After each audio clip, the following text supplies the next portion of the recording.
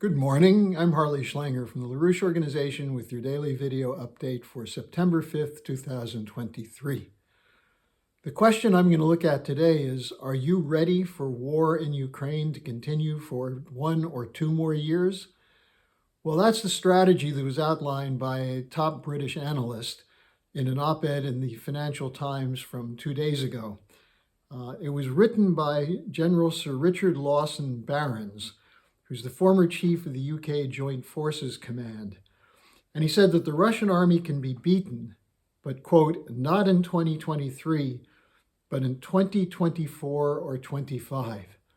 And what he basically said is what's necessary is patience and money. Money for the military-industrial complex. He laid out a 5-point perspective. I'll just review it quickly for you to give you a sense of the thinking that's going on inside the top establishment layers of the British military and intelligence services. First, don't press for substantial battlefield gains immediately without the means to deliver it. Now, this goes against the line that we've had from months about the wonderful counteroffensive that was going to break the power of Russia, and that it was postponed and it's slogging, slow going, and so on. He's basically saying it's not going to happen.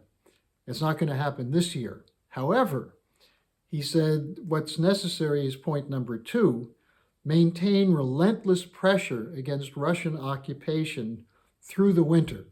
So more sacrifices of Ukrainian lives in the futile counteroffensive this winter, which he admits will not succeed. And point number 3, keep fighting into 2024 to weaken Russia's military grip on its territories. Again, more dead Ukrainians, more Western funds, more dead Russians, more crossing of red lines with the threat of escalation to a full-scale war of NATO against Russia. Number 4, neutralize Russia's Black Sea fleet. How are you going to do that? Probably this calls for more missiles, F-16 bombers, and so on. And then point number 5, and this is the important one. We must upgrade the, quote, defense industrial capacity of the West and Ukraine as the determining factor in military success, unquote. Well, this is the military industrial complex playbook. More money. We need more funds, more factories. We need more resources going to the Beltway consultants and the various kinds of military complexes, including intelligence. Now, this is, you might say, the oligarchy's playbook, but it's been escalated after the BRICS summit, because the BRICS summit represented a break in the continuity of the ability to impose the rules-based order on the whole world. Now, when I say the playbook of the oligarchy, here's what they've been able to do. They use wars, regime change coups, assassination, terrorism, and financial warfare to reinforce submission to the so-called rules-based order. You stay in line or you'll be next. At the same time, they use hybrid warfare or brainwashing or control of the narrative to keep the population of Western nations supporting these policies by not knowing what's really going on and assuming that whatever's going on in the global South represents a threat to the US and Europe. This includes the line that Russia and China are planning to build a new global empire and overturn capitalism and so on and so forth. Now, yesterday I gave the case of Argentina. Argentina was one of the 6 nations added to the BRICS at the Johannesburg summit a week and a half ago. Now, Argentina now is becoming a test case.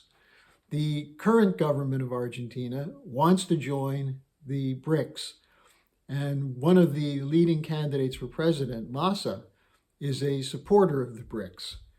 But what we're seeing is financial blackmail being used, including speculative attacks on the currency, to so weaken Argentina and impose misery on the population that the current government will be voted out, or the party of the current government will be voted out and replaced by a hardcore neoliberal speculator who is being pushed for the presidency of Argentina. Now, when we talk about these kinds of threats, keep in mind it was just over a year ago, September 1st, 2022, that there was an assassination attempt against Vice President Cristina Fernández de Kirchner, which fortunately failed, but shows that the intent to use whatever means necessary to defeat this tendency in Argentina to become part of the BRICS, that the West is willing to support it and go all out. Now, we also see the battle developing in West Africa, where nationalist militaries are throwing out corrupt presidents, corrupt elected officials who owe their power and their money to the French, what's called the France Afrique. And we've seen this with one coup after another, most recently in Niger and now in Gabon. These are coups against French neo-colonial policy. And one specialist, Thomas Deltombe, calls this the second decolonization process, that nations of West Africa are asserting their rights for sovereignty against the colonial overseers. Now, we're also seeing that the next battleground shaping up will be on the 9th and 10th of September in New Delhi, where the G20 summit will take place. There are concerted efforts by the West to pull India away from Russia, away from the BRICS, into conflict with China, and to bring India into the Asian NATO policy. It's not working too well. And the reason for that is that Prime Minister Modi has a different conception. He laid this out yesterday, a change in economic thinking. He said, quote, "The GDP-centric view of the world is changing to a human-centric one." Now, what does he mean by that? That wealth should not be measured by money, but through the advances in science and technology and the ability to assimilate that by a growing section of the population, which increases the productive power of the population in physical wealth production. To increase man's power over the universe requires not just science and technological development, but for that to spread to a growing sector of the population. As Modi said, we now have 1 billion minds that are working on this and 2 billion hands that are involved in this kind of process, and millions of hungry youth. And he didn't mean hungry for food, but hungry for discoveries in science and advances. This was clear when he described India's successful moon mission as a gain for all mankind. Now, he also is calling for the inclusion of the African Union as a member in the G20. So this is in a sense, a move toward finishing a battle that's at least 50 years old, going back to 1971, when Nixon pulled the plug on the Bretton Woods system, ended the fixed exchange rate system, which evolved into a floating exchange rate system, which was favorable for speculators, which allowed for a huge increase in wealth of the speculators who had their special relations with the central banks and with the private banks, but a growing gap between rich and poor. Now, this created an ongoing process of bubbles and bubbles popping. The most recent examples being the 2008 bubble and then again in 2019. But going back to 1971, what was consistent was Lyndon LaRouche's alternative to this, his proposals for an international development bank, for a four powers agreement. These were centered around cooperation by sovereign nation states in scientific and technological advance, and cooperation to share the benefits of those advances. And that's what we see now emerging with the BRICS. Now, what we've seen from the West, under the direction especially of central banks led by the US Federal Reserve, is to address the bubble economy by covering the uncollectible debt by printing money, creating liquidity. This doesn't increase solvency, it increases inflation. That's what the policy of the Western central banks has been. And that's what the talk about a great reset is all about, giving more power over spending, to give total dictatorial control over credit and spending policy to the hands of the private banks and the central banks they control. Now, part of the process of this has included looting the global South nations, getting cheap raw materials, cheap labor, imposing International Monetary Fund conditionalities so they can't spend money on infrastructure and development, including education and healthcare. Well, this era has ended.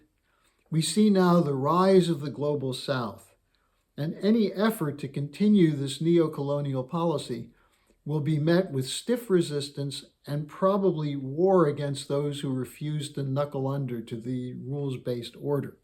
This includes the danger of nuclear war, as we see in the relentless pursuit of more and more war in the proxy war against Russia and Ukraine.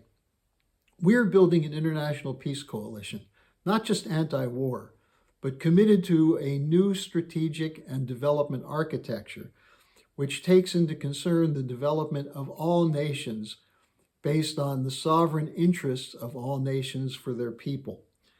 We're not just anti-war or anti-dollar, but this is a new paradigm which is coming into being.